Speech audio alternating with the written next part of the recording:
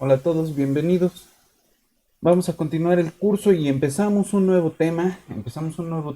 Esta vez vamos a iniciar la, eh, toda la discusión sobre epidemiología matemática y vamos a empezar con modelos en ecuaciones diferenciales, con los llamados modelos compartimentados o de compartimentos, o modelos tipo SIR también se les ha llamado, ¿no?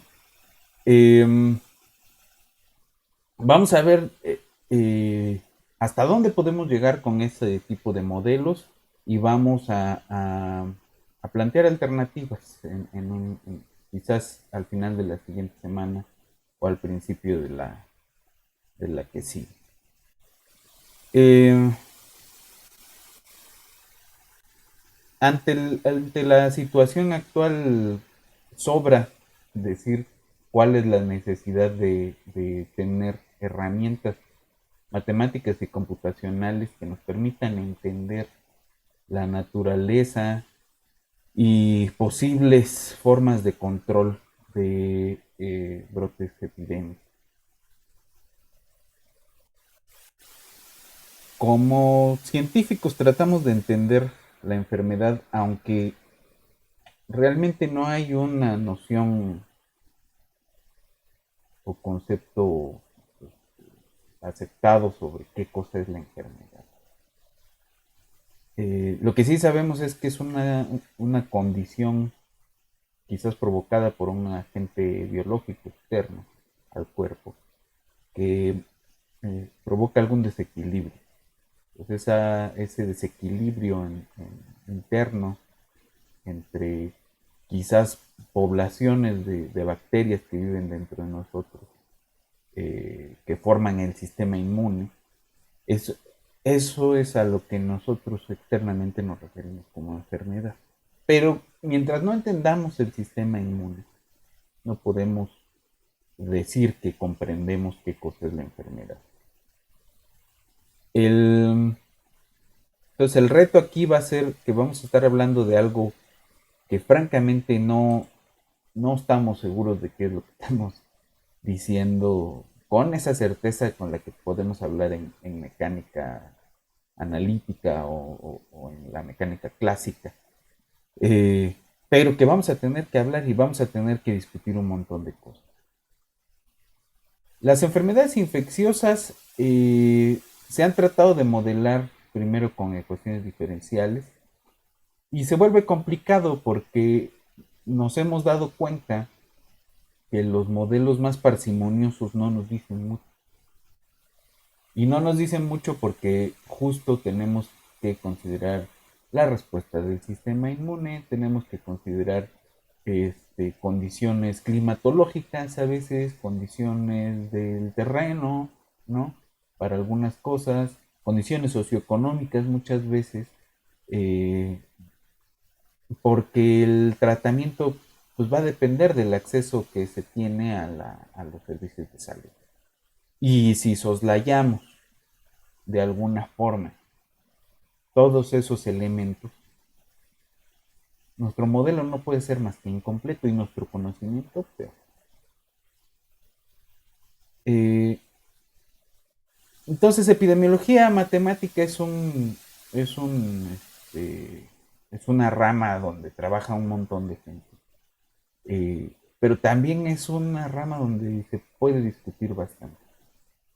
Eh, y se tiene que discutir bastante porque estamos hablando de eh, el valor que puede llegar a tener el aporte matemático, pero también justo a la luz de un montón de cosas que han salido en estos días, la responsabilidad que tiene el científico de decir la verdad y de decir siempre que todos los modelos tienen un sesgo. Tienen un sesgo porque son modelos y tienen el sesgo que a nosotros nos interesa. Y cuando alguien que trabaja para una farmacéutica dice, yo no tengo conflictos de interés cuando publica su artículo, pues está mintiendo. Eh, y eso lo voy a retomar más adelante. Yo no soy, ni mucho menos anti vacunas ni antimedicamentos, pero sí se tiene que tener una ética muy alta cuando se hace una recomendación a un sistema de salud, porque pones en manos de esa recomendación este, las vidas de otras personas. Y cuando hay gente, médicos, aunque se hayan dedicado la mayor parte de su vida a la burocracia, cuando hay médicos, ex secretarios de salud diciendo, en 8 semanas si haces tal o cual cosa se acaba, puedes controlar la pandemia. Cuando tienes a gente sin escrúpulos que se dedican a cualquier otro tema, a la topología, a las finanzas, al, a, la, a la inteligencia artificial, dándole lecciones de aritmética al secretario de salud cuando el secretario de salud tiene un equipo de matemáticos bien preparados, todos epidemiólogos, todos modeladores, y vienen estas gentes sin escrúpulos a decir, lo están haciendo mal.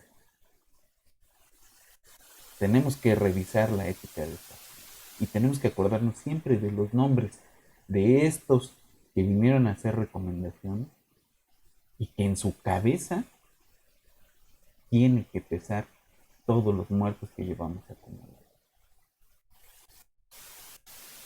Y tenemos nosotros que tener y dar las herramientas para poder leer todo lo que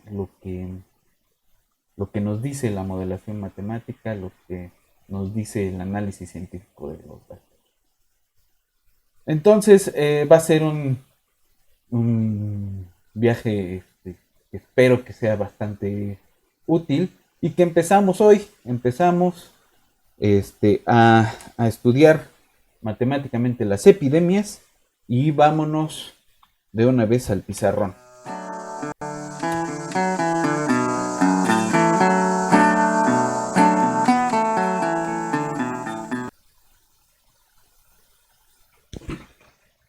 Entonces les comentaba que vamos a empezar con modelos sencillos basados en ecuaciones diferenciales. Eh, y vamos a empezar con un modelo de lo más fácil. Antes de eso quiero dejar en claro qué queremos decir con compartimentado. Vamos a suponer que respecto a la enfermedad, básicamente tenemos o vamos a tener estados, un número finito de estados, ¿no? Es decir, podemos estar infectados,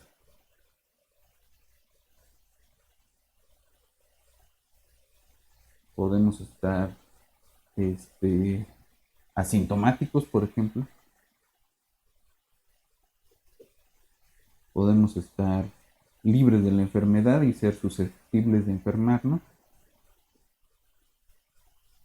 podemos estar vacunados con alguna cosa, ¿no? Si existiera una vacuna para la enfermedad que estamos estudiando, podemos haber estado enfermos y haber sido recuperados.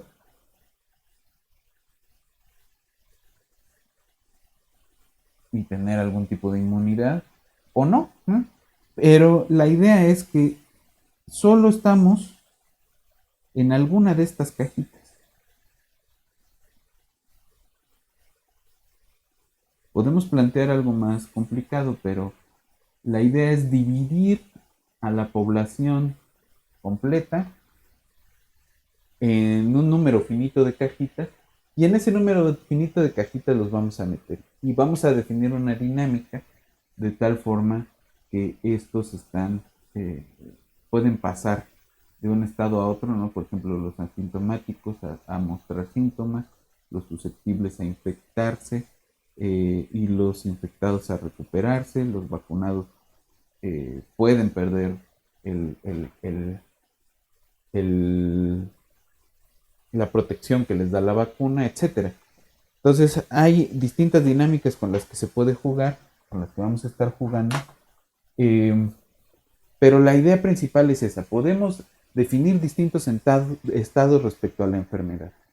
Y la hipótesis principal, y allí va a ser el blanco de nuestra crítica durante todo este pedazo que hablemos de ecuaciones diferenciales, es que en una población, aunque tú puedes estudiar las cajitas de forma distinta, en una población los vas a tener mezclados a todos.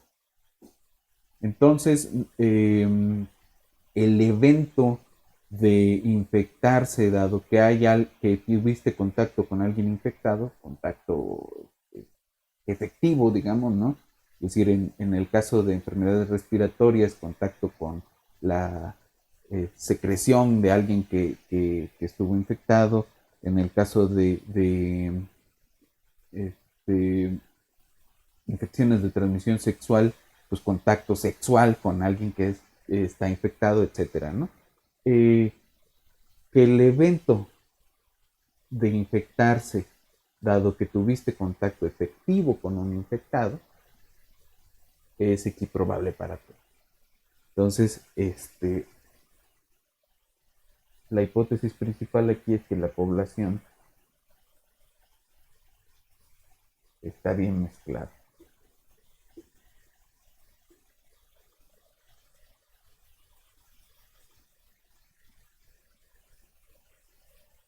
Y en estas primeras aproximaciones vamos a considerar que los contactos se dan un poco de forma aleatoria,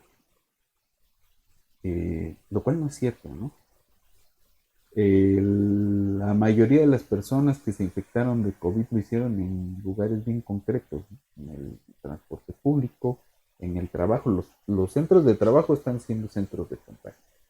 Y afortunadamente las escuelas están cerradas porque si no, los centros de estudio también fueran centros de contagio tremendo. Las reuniones sociales, etcétera, ¿no? Entonces hay lugares bien concretos y la movilidad de las personas importa. Pero en este primer acercamiento no nos va a importar la movilidad. O vamos a considerar que todas las personas se mueven como caminantes aleatorios. Y el mecanismo de infección pues es como la ley de acción de masa, ¿no? Estás caminando aleatoriamente y de repente te encontraste a un infectado y tienes una probabilidad de infectarte porque tuviste un contacto este, efectivo, ¿no? Eh, Entonces vamos a empezar con el modelo más sencillo, y el modelo más sencillo es tener únicamente dos cajitas de susceptibles y de infectados. ¿Estás enfermo o no estás enfermo? Eh, y aquí hay dos posibles dinámicas, ¿no? Los susceptibles se infectan y los infectados mueren, o bien los susceptibles se infectan, se curan y vuelven a ser susceptibles, ¿no? Esta de acá es una gripa y esta de acá pues es una gripa como la del COVID, ¿no? Que es pues si te mueres ya te moriste, pero no vas a generar inmunidad.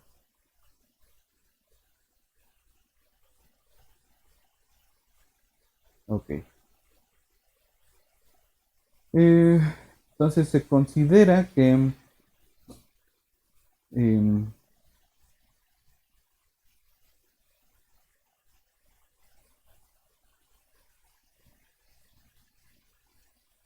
eh, las personas se infectan a tasa mu y vamos a proponer que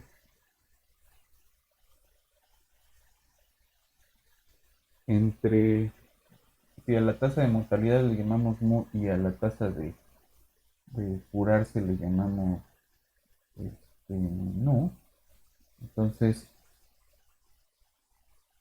vamos a proponer eh, una nueva tasa.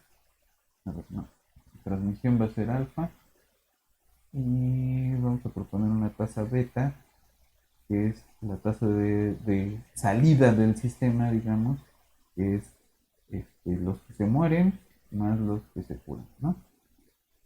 Entonces el sistema es los susceptibles, ¿cómo van a cambiar? Los susceptibles, pues, son menos los que se enferman, más los que se curan, ¿no? No, más una tasa de individuos nuevos que llegan al sistema, ¿no? Más, una más. Y los infectados, entonces vamos a proponer no hay nuevos susceptibles, sino que nomás se mueren, ¿no? Entonces, eh, y los infectados van a crecer con las nuevas infecciones y pues, conforme se mueran, se van, ¿no?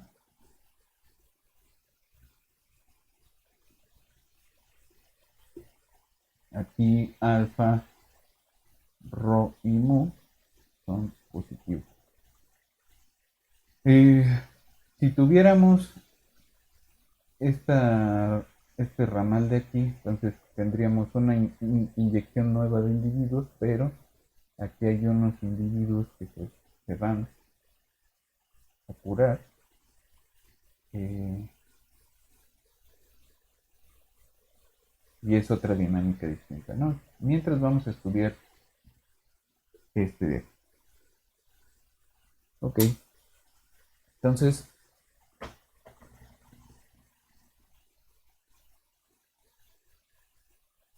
justamente por este término, que podemos pensarlo como migración o como nacimientos, ¿no?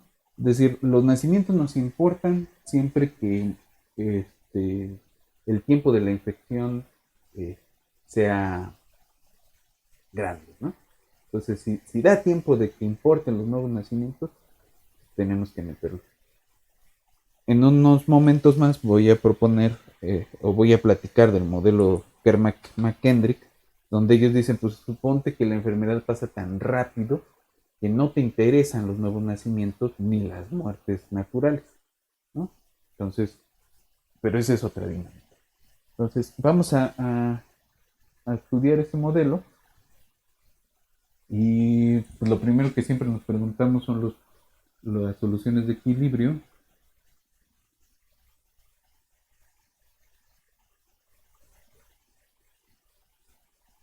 donde S y se hacen cero. Entonces vamos a tener cuando alfa por SI es igual a rho y cuando alfa por SI es igual a mu i. El,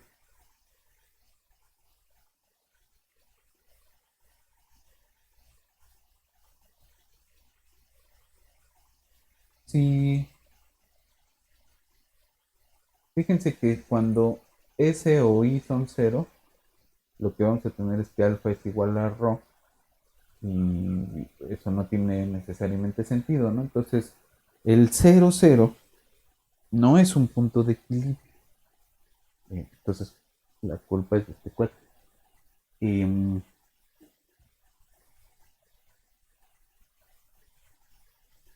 entonces, vamos a ver, supongamos que I es distinto de cero, y entonces de arriba tenemos alfa por S igual a rho, y entonces S debe ser rho sobre alfa. Si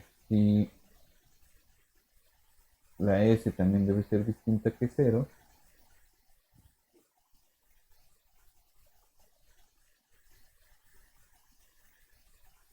entonces tenemos que alfa y no, pero ya tenemos que la S es esta cosa, ¿no? Entonces alfa por rho alfa por I es igual a mu I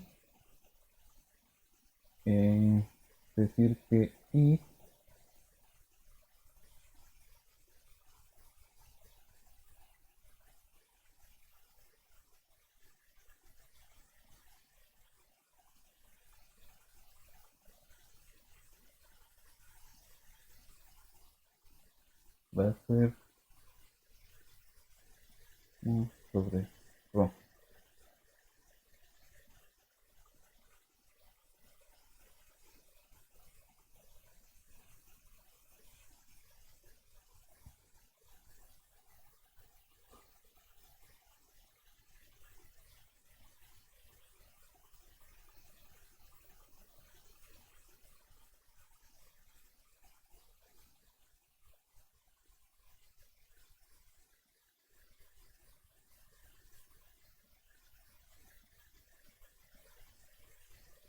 No, a ver,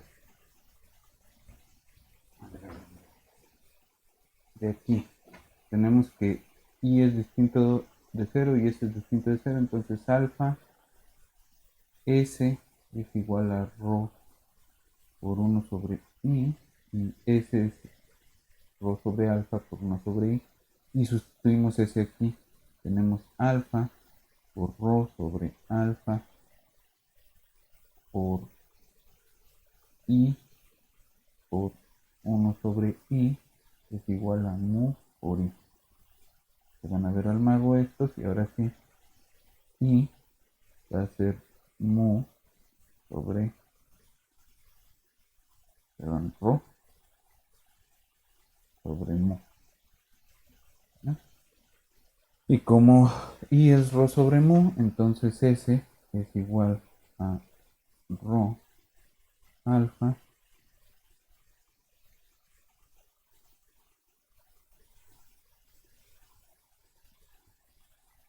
por mu sobre rho igual a mu sobre alfa. Ok, ahora sí. Entonces nuestro punto de equilibrio, es decir, el punto del espacio donde siempre existen susceptibles e infectados, va a ser el mu alfa rho mu. ¿Cómo es la estabilidad de ese punto?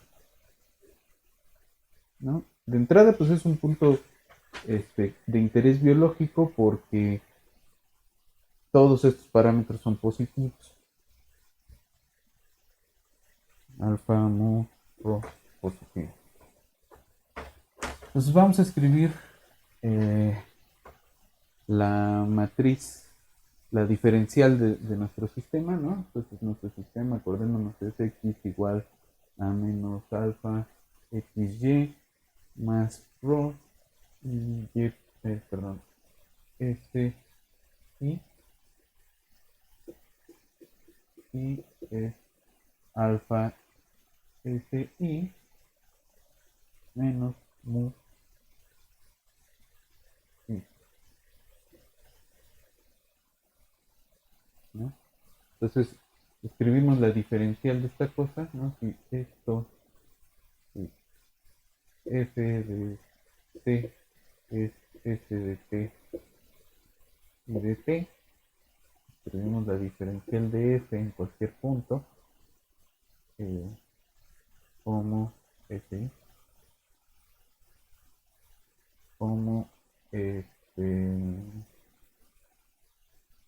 la derivada de esta respecto de este, que es menos alfa, y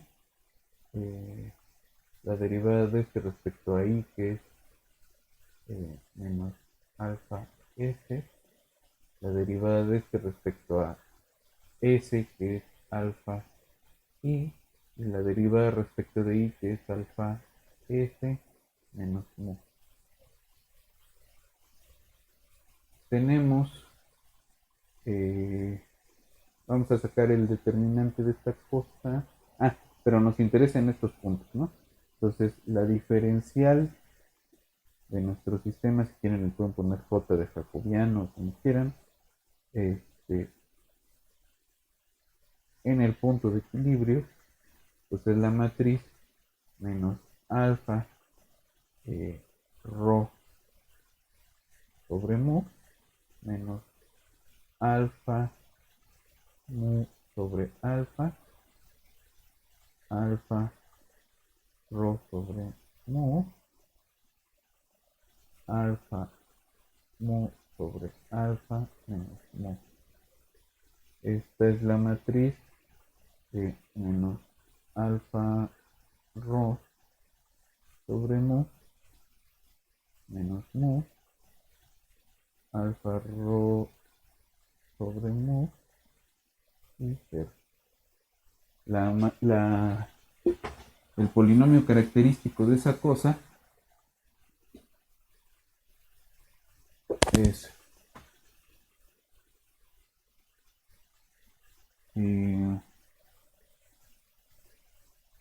menos alfa rho sobre mu menos lambda por menos lambda más mu por alfa rho sobre mu, que es alfa rho. Aquí tenemos lambda alfa rho sobre mu por lambda más lambda cuadrada más alfa rho. Entonces, las raíces del polinomio característico son menos alfa rho mu más menos sobre 2 raíz de alfa rho mu cuadrado menos 4 alfa rho. Ahora podemos escribir esto como menos alfa rho sobre mu más menos alfa rho cuadrada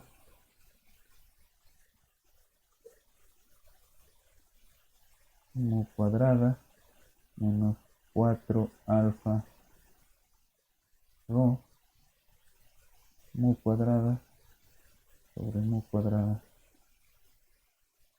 sobre 2, y eso es igual a menos alfa rho más menos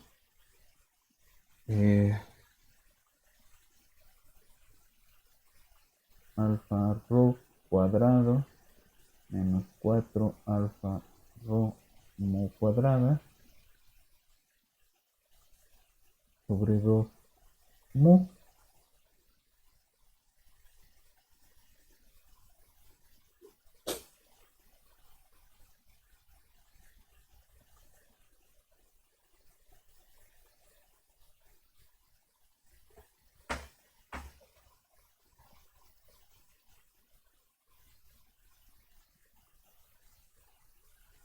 Sobre 2 mu, y esto todavía lo podemos escribir como alfa por rho por menos 1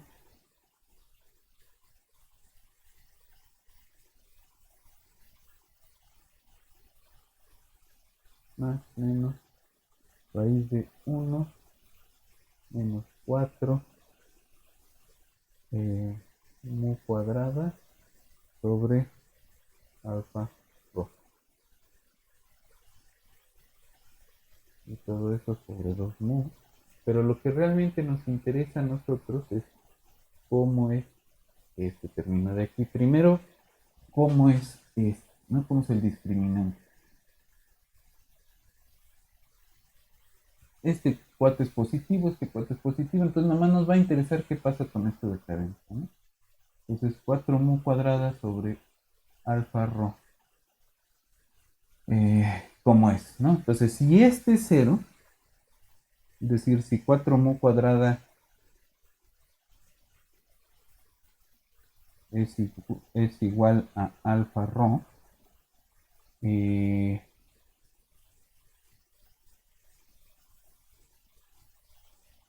entonces tenemos una raíz repetida. Lambda 1 y 2 pues es un solo lambda barra, pero además ese lambda barra que va a tener, pues este cuate se hace 0 y tenemos positivo, positivo, pero este es negativo, y este güey es menor que cero. Entonces, tenemos un valor propio repetido o de multiplicidad 2 con es menor que cero, ¿no? Entonces, en este caso, nuestro punto de equilibrio, que podemos llamarle S estrellita y estrellita, es un nodo atractor degenerado, ¿no? Atractor,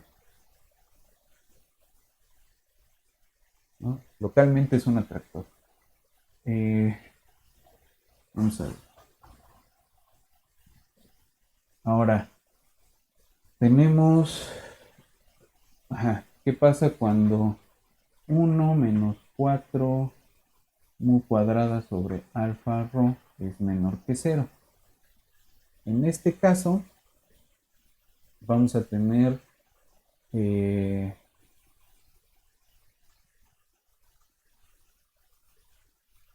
tenemos dos valores propios complejos con parte real negativa. Entonces es una espiral que alrededor tenemos espirales y ese y, digamos, es el centro de una espiral estable también, ¿no? Es decir, se enredan las curvas alrededor de ese punto. Y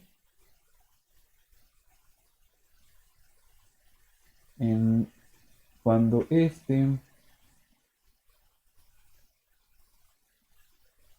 mayor que cero, pues vamos a tener dos soluciones reales. Entonces tenemos que ver cómo es esta raíz respecto a menos 1 para saber este, qué es lo que está pasando, ¿no?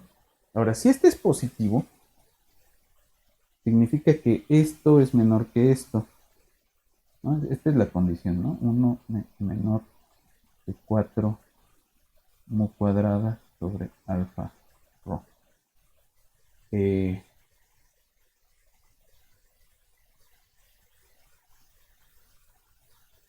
aquí 4, ok, alfa rho, y es igual, ¿no? 4 mu cuadrada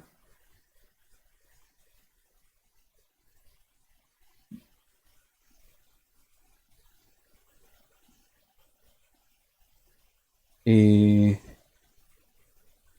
no, entonces este es algo positivo, pero es más chiquito que 1. Entonces, de todas formas, 1 es mayor que 1 menos 4 mu cuadrada sobre alfa rho. Y la raíz cuadrada, pues es creciente, ¿no?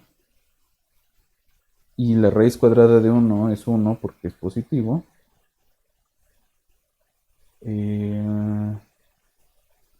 ¿Qué nos falta? Ajá. Y le vamos a restar 1. Entonces, 0 es menor que menos 1 más 1 menos 4 mu cuadrada sobre alfa rho. Entonces, ahí tenemos una dirección estable. Y la otra dirección,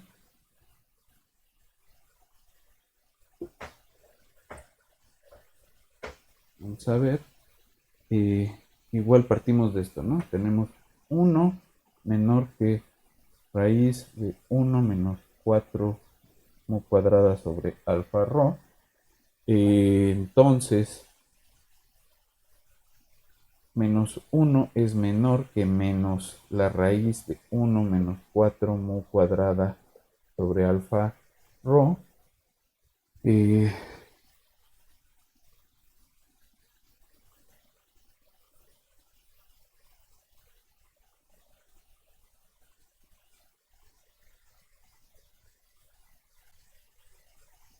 Y entonces, menos 1 más esta cosa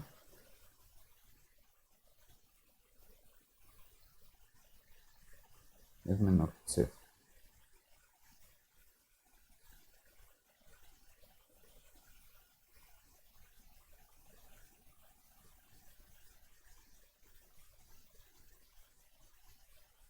Entonces también en la otra rama es estable y entonces el S estrellita y estrellita es un nodo estable.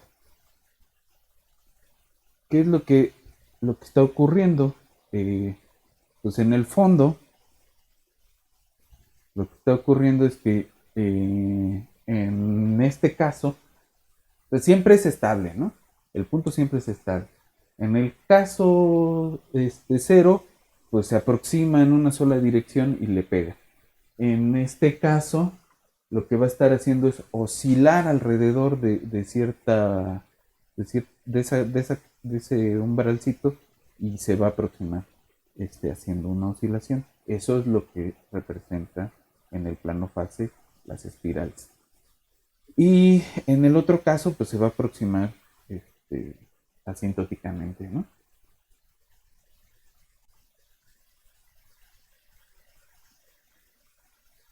Ok.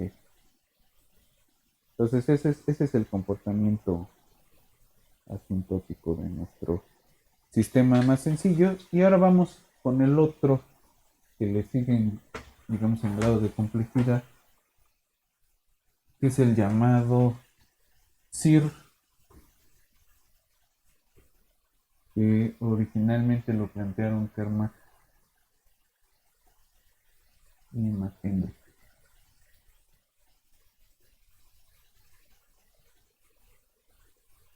Eh,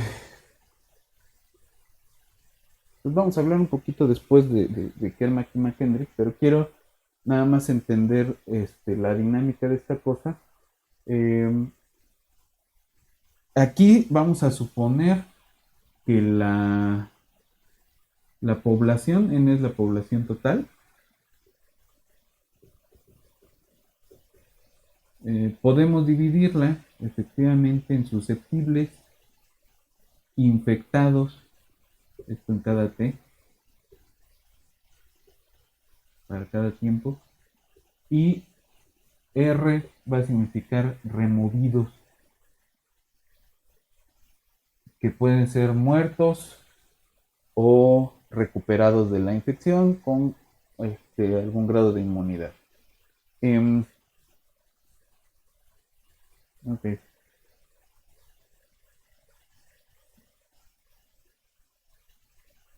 S va a cambiar con una tasa. El dibujito que siempre se hace es este. Tienes S, tienes I, tienes R. Entonces, los susceptibles pueden infectarse con una tasa alfa. Los infectados se recuperan o se mueren con una tasa este, B o beta. Ya, esta es la dinámica que tenemos, ¿no? Los susceptibles pasan a ser infectados y los infectados a ser recuperados. Una vez que son recuperados ya no vuelven a ser susceptibles, ¿no? Entonces, ¿cómo escribimos esas ecuaciones? Pensando otra vez en la condición de equiprobabilidad, S pues va a ser los que dejan de ser, los susceptibles que dejan de serlo porque se infectaron con alguna probabilidad, ¿no? Y los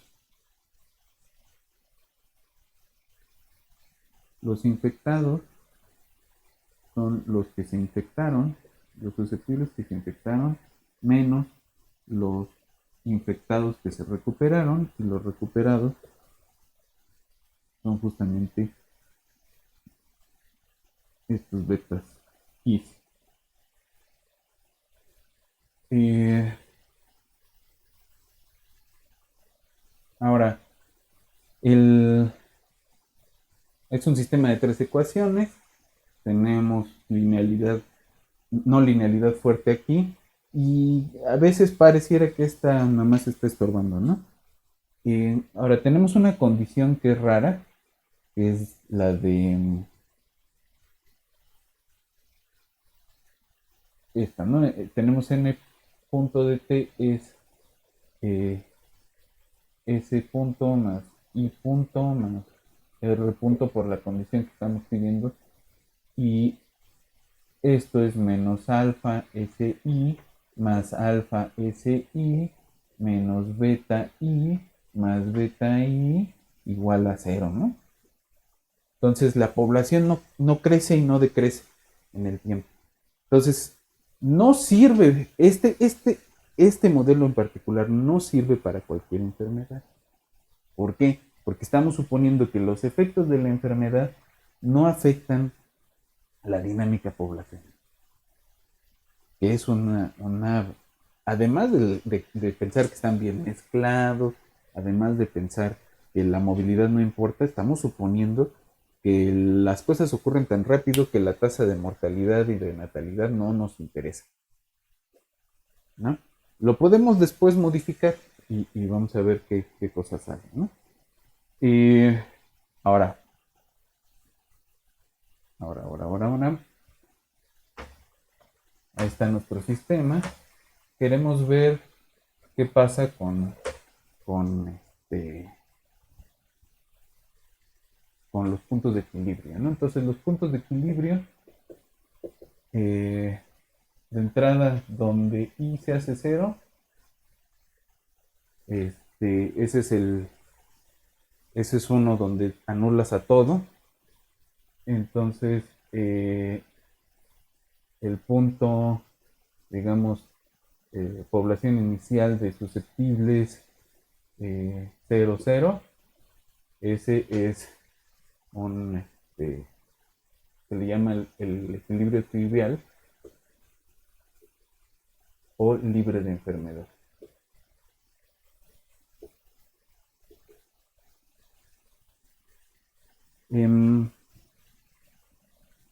Entonces, queremos uno que no sea trivial, uno donde coexistan enfermos y recuperados y demás.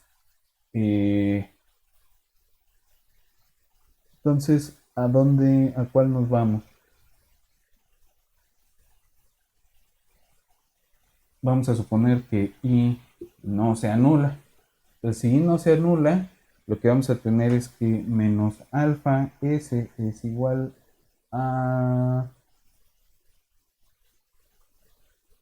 0, que menos que alfa s es igual a beta, y que ya, ¿no? Que beta i es 0.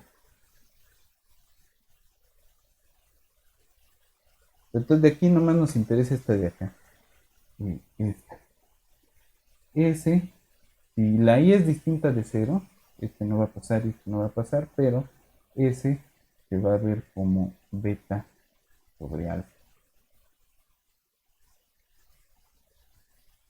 Es decir, si hay un punto de equilibrio donde hay susceptibles e infectados, S va a ser igual a beta sobre alfa, donde beta es la tasa de recuperación y alfa es la tasa de nuevas infecciones. Ahora, fíjense que vamos a tomarla de aquí. Si S, como alfa es positiva y solo nos interesan valores positivos o valores no negativos de S y de I, de hecho positivos estrictos, para que haya dinámica. Entonces ese punto es menor o igual que 0 para toda t, ¿no? Eso significa que S es decreciente en todo momento. Ahora, ¿qué pasa con I? Voy a dejar este aquí. S igual a beta. Si S es igual a beta sobre alfa, y es punto, ¿no? Y punto es igual a cero y entonces sí es constante. Eh, si S es más grande que beta sobre alfa, significa que alfa por S es más grande que beta y que alfa SI es más grande que beta I, porque nos interesan las I positivas, ¿no? Y alfa SI menos beta I es entonces positivo. Pero si S es menor que beta sobre alfa, alfa por S es menor que beta y alfa por S por I es menor que beta I y alfa SI menos beta I es menor que cero. Entonces hay un cambio en, en, en la este, en la I, ¿no? Y va a ser creciente cuando S es más grande que beta sobre alfa y cuando le pega a beta sobre alfa, ¿no? Como S es decreciente, le pega a beta sobre alfa y ahí va a empezar a decrecer. Entonces decimos que beta sobre alfa es un umbral para, para el comportamiento de la I. Ahora, ese, ese numerito es importante eh, porque va a definir cuándo hay, en este caso, cuándo hay o no un brote epidémico. Cuando ese, cuando ese cero, cuando la condición inicial, ese cero, es mayor que beta sobre alfa, la I va a crecer.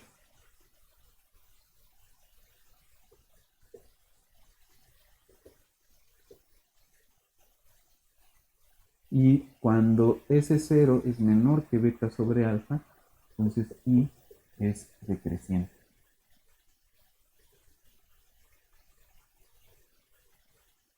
Entonces, cuando ese cero se pasa de este umbral, la I crece y tenemos un brote epidémico.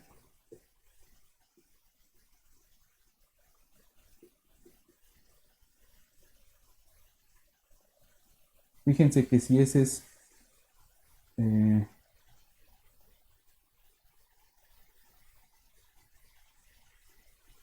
si tenemos este número inicial de susceptibles, el número inicial de infectados, eh, es decir, en el tiempo t0 tenemos un número inicial de susceptibles y un número inicial de infectados, pero no tenemos recuperados todavía, ¿no? Eso es hasta el siguiente paso.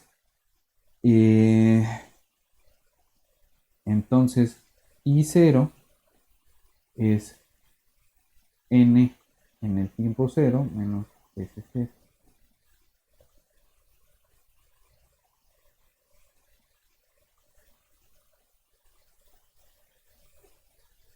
Ahora, fíjense que cuando tomamos la derivada de los cómo se ven, cómo crecen los infectados respecto a los susceptibles, lo que obtenemos es alfa, este es menos alfa, SI menos beta I sobre alfa SI. Este menos es el de acá, ¿no? Eh, la I pues, se va a ver al mago y tenemos menos alfa S sobre alfa S menos beta sobre alfa S, que es menos 1 menos beta sobre alfa S. Ah,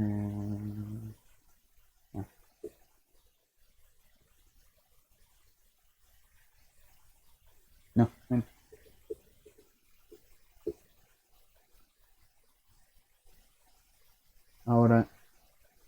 esta ecuación de acá es separable, ¿no? Entonces tenemos la integral de respecto de i de la constante 1 va a ser igual a la integral de menos la integral de 1 más beta sobre alfa s respecto de s. Esta la vamos a tomar desde i0 hasta, ¿no? Y le vamos a poner de eta hasta i. Y esta la vamos a tomar desde S0 hasta S de una phi, ¿no? De una vez para no meternos con las constantes, suponiendo que ya conocemos el liceo, ¿no? Entonces esto de aquí es i menos i0 y de t, por supuesto, es igual a menos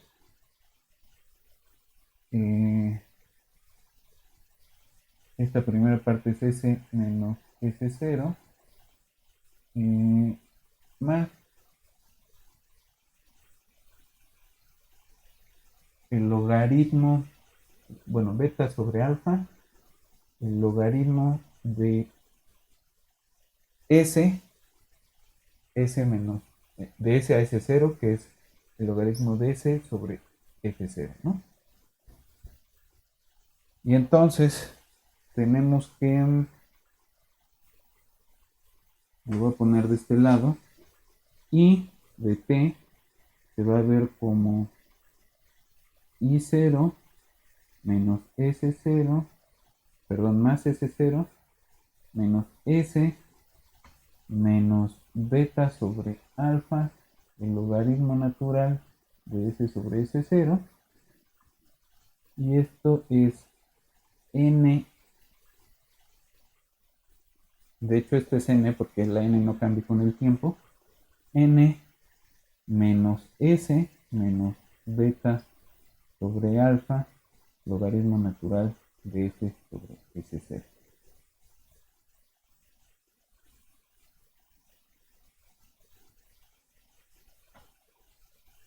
Y de s, perdón.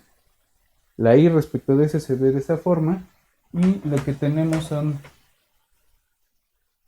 en el plano fase, unas curvas que se ven así dependiendo de nuestros parámetros,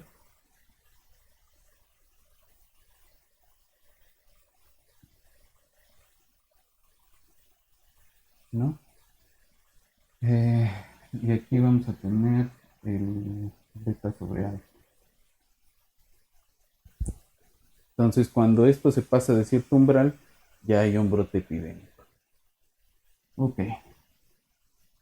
A ese umbral, más bien a su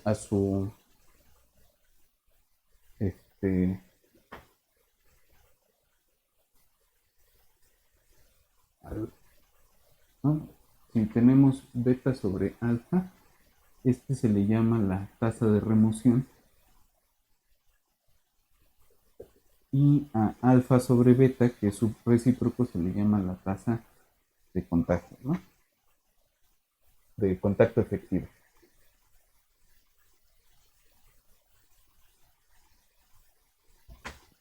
Y el número, ¿no? Tenemos una tasa de contacto efectivo por un número inicial de susceptibles. Esto se le llama el R0. Y R0 es el llamado número reproductivo básico, que da cuenta de las infecciones secundarias dado una cantidad inicial, dado un infectado en una población de susceptibles, ¿no? Tienes unos susceptibles iniciales, con cierta tasa de contacto vas a infectarlos con un solo individuo que esté infectado, ¿no? Entonces, por el momento lo dejamos aquí. Necesitamos movernos hacia la computadora, pero eso lo hacemos la siguiente semana. Entonces, nos vemos en la que sigue.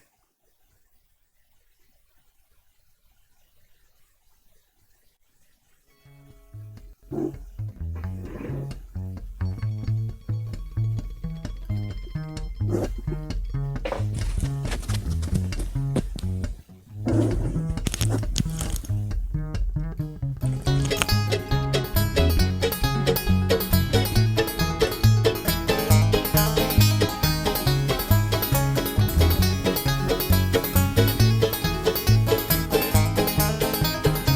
and crawl till you fall